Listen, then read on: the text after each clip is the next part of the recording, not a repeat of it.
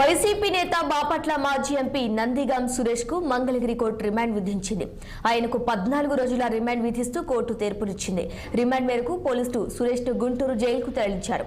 అమరావతిలోని టీడీపీ కార్యాలయంపై దాడి కేసులో నందిగం సురేష్ తో పాటు మరికొందరు వైసీపీ నేతలపై పోలీసులు కేసు నమోదు చేశారు. ఈ మేరకు సురేష్ ను హైదరాబాద్ లో అరెస్టు చేశారు. ముందస్తు బెయిల్ కోసం నందిగం సురేష్ దాఖలు చేసిన పిటిషన్ ను హైకోర్టు కొట్టివేయడంతో అరెస్టు చేశారు. ఆయన్ని మెజిస్ట్రేట్ ముందు హాజరుపరిచారు. మంగళగిరి కోర్టులో ప్రవేశపెట్టగా కోర్టు ఆయనకు 2 వారాల రిమాండ్ విధించింది. ఇక తెలుగుదేశం పార్టీ తనను 2014 నుంచి వేధిస్తోందని నందిగం సురేష్ ఆరోపించారు. ఇందులో భాగంగానే తనపై అక్రమ కేసులు పెట్టారన్నారు. మరోవైపు టీడీపీ ఆఫీస్ దాడి కేసులో వైసీపీ ఎమ్మెల్సీ లేళ్ల అప్పిరెడ్డిని బెంగళూరులో అరెస్టు చేశారు. కాసేపట్లో మంగళగిరికి తీసుకురానున్నారు.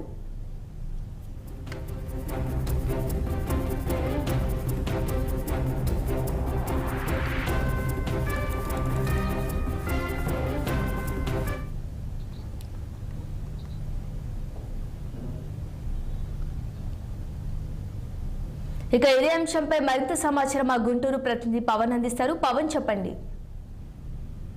Good evening Sirisha. మొత్తానికి తెలుగుదేశం పార్టీ రాష్ట్ర కార్యాలయంపై జరిగినటువంటి దాడి ఆ కేసులో అయితే మాత్రం ఏపీ పోలీసులు దూకుడు పెంచారు.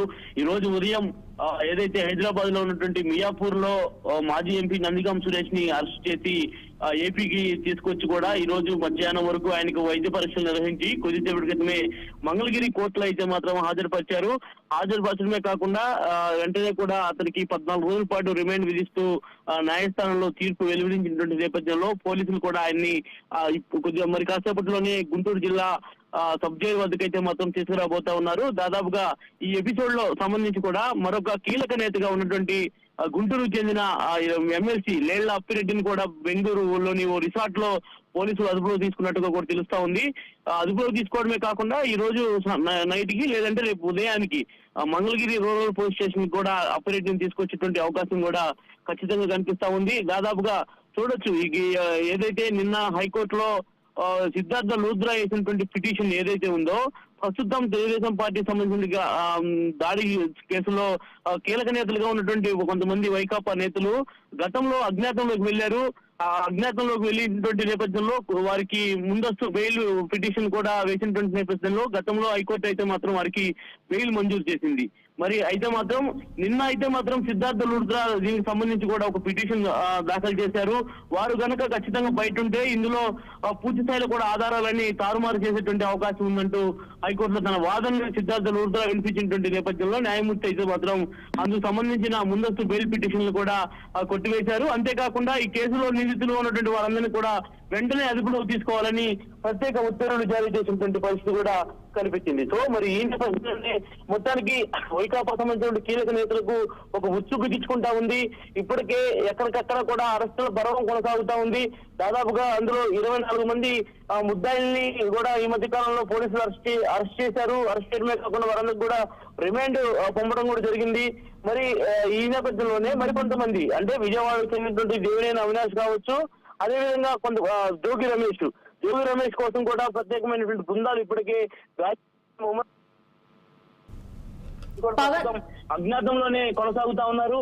దాదాపు దేవినేని అవినాష్ ని కూడా పట్టుకునేందుకు పోలీసులు పూర్తిస్థాయి బృందాలు కూడా వారి కోసం గాలింపు చర్యలు చేస్తున్నటువంటి పరిస్థితి కూడా కనిపిస్తా ఉంది. ఏది ఏమైనా కూడా ఈ యొక్క ఘటనలో అయితే మాత్రం పూర్తి స్థాయిలో ఇప్పటికే పోలీసులు ఒక జల్లెడ పట్టి మరి అన్ని ప్రాంతాల్లో ఉన్నటువంటి వైకాపా సంబంధించినటువంటి నాయకుల ఇళ్లపై కూడా సోదాలు చేస్తా ఉన్నారు. ఇళ్లకి నోటీసులు కూడా అంటించి వస్తా ఉన్నారు. మీరు తప్పకుండా పోలీస్ స్టేషన్ కి రావాల్సిందే, లొంగిపోవాల్సిందే అంటూ కూడా ఆదేశాలు ఇస్తా ఉన్నారు. మరి ఇందాక కొద్దిసేపు క్రితం చూడొచ్చు మనం ఏదైతే గుంటూరుకు చెందినటువంటి కీలక నేతగా ఉన్నటువంటి డొక్కా మాణిక్య వరప్రసాద్ కొన్ని కీలక వ్యాఖ్యలు కూడా చేశారు. ఏదైతే తెలుగుదేశం పార్టీ కార్యాలయంపై జరిగినటువంటి దాడి కేసులో ప్రభుత్వ సలహాదారుగా పనిచేసినటువంటి సజ్జల రామకృష్ణారెడ్డి హస్తం ఉంది అని చెప్పి కూడా ఆయన ప్రధానంగా ఆరోపించినటువంటి పరిస్థితి కూడా కనిపించింది. మొత్తానికి ఈ యొక్క కేసుకు సంబంధించినటువంటి ఎపిసోడ్ లో అయితే మాత్రం కీలక మలుపులు తిరిగిపోతుందనే మనం చెప్పాలి.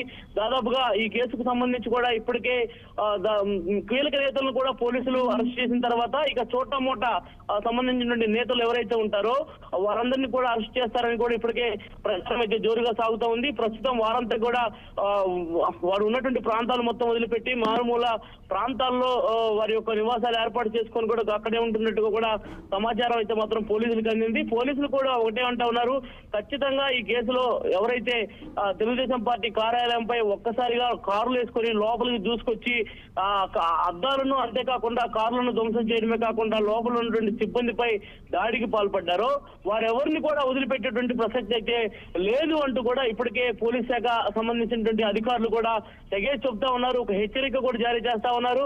మరి అందులో భాగంగానే ఈ రోజు చూసాం, 2 కీలక నేతలను కూడా పోలీసులు అరెస్ట్ చేయడం, అందులో ఒక కీలక నేతని రిమాండ్ కి పెట్టడం, ఈ పరిణామాలు కూడా చూసినటువంటి నేపథ్యంలో ఇక రానున్న రోజుల్లో ఈ యొక్క కేసులో ఎలాంటి మలుపులు తిరుగుతుందా అనేటువంటి ఒక పూర్తి స్థాయిలో కూడా ఒక సస్పెన్స్ అయితే మాత్రం కొనసాగుతా ఉంది. ఏదేమైనా కూడా ఇటు వైకాపా సంబంధించిన నేత అయితే మాత్రం ఒక వెన్నులో భయం పుట్టుకొస్తా ఉంది.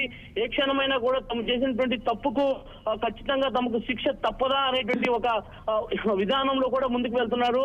వారంతా కూడా ప్రస్తుతం అజ్ఞాతంలో కొనసాగుతున్నటువంటి నేపథ్యంలో అయితే మాత్రం పోలీసు గాలింపు చర్యలు అయితే మాత్రం ముమ్మరం చేస్తా ఉన్నటువంటి పరిస్థితి ప్రస్తుతం ఆంధ్రప్రదేశ్ లో కనిపిస్తా ఉంది. శిరీష, పవన్ చెప్పండి, తెలుగుదేశం పార్టీ కూడా తను 2014 నుంచి వేధిస్తుందని నందిగం సురేష్ ఆరోపించినట్టుగా తెలుస్తుంది. అసలు దీన్ని ఏ విధంగా చూడొచ్చు అంటారు? ఖచ్చితంగా కూడా ఏదైతే 2014లో ఏదైతే తెలుగుదేశం పార్టీకి సంబంధించినటువంటి కార్యాలయంపై మూకుమ్ముడిగా వీరంతా కూడా దాడి చేయడం జరిగింది.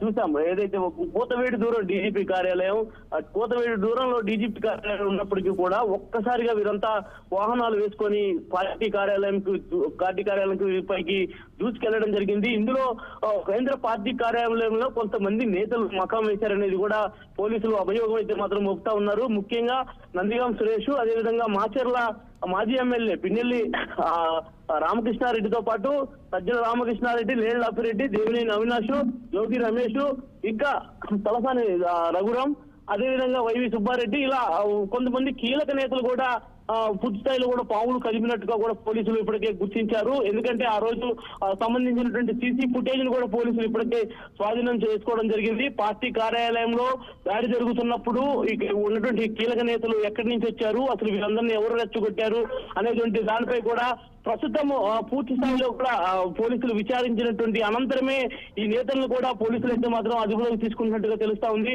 ఒక్కొక్కరిని కూడా అదుపులోకి తీసుకుంటా ఉన్నారు. ఏది ఏమైనా ఈ ఘటనలో అయితే మాత్రం పూర్తి స్థాయిలో వారికి ఒక ఉచ్చు బిగించే విధంగా పోలీసులు అయితే ప్రయత్నం చేస్తా ఉన్నారు. ఖచ్చితంగా ఇప్పటికే కొంత వైసీపీ సంబంధించినటువంటి నేతలు కొంత ఆగ్రహం వ్యక్తం చేస్తా ఉన్నారు. తమకు సంబంధం లేని కేసులో కేవలం కావాలనే రాజకీయ కుట్ర ధోరణితో తమని ఇరికించేటువంటి ప్రయత్నం చేస్తున్నారనేటువంటి ఆరోపణలు కూడా వెల్లువెత్తుతున్నటువంటి పరిస్థితి కూడా కనిపిస్తా ఉంది. ఏదేమైనా ఈ ఘటనలో అయితే మాత్రం పోలీసులు మరింత దూకుడు పెంచుతా ఉన్నారు.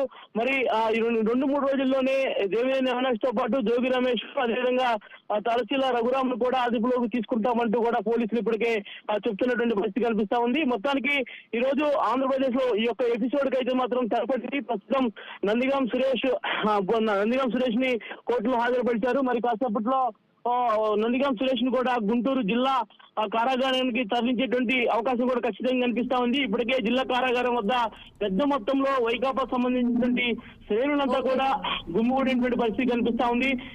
ఖచ్చితంగా ఈ యొక్క కేసులో అయితే మాత్రం పోలీసులు వేగవంతం చేసి మరికొంతమంది వైసీపీ కీలక నేతలను కూడా అదుపులోకి తీసుకునేటువంటి అవకాశం అయితే మాత్రం ఖచ్చితంగా కనిపిస్తా ఉంది. Sirisha, okay, right Pawan, thank you.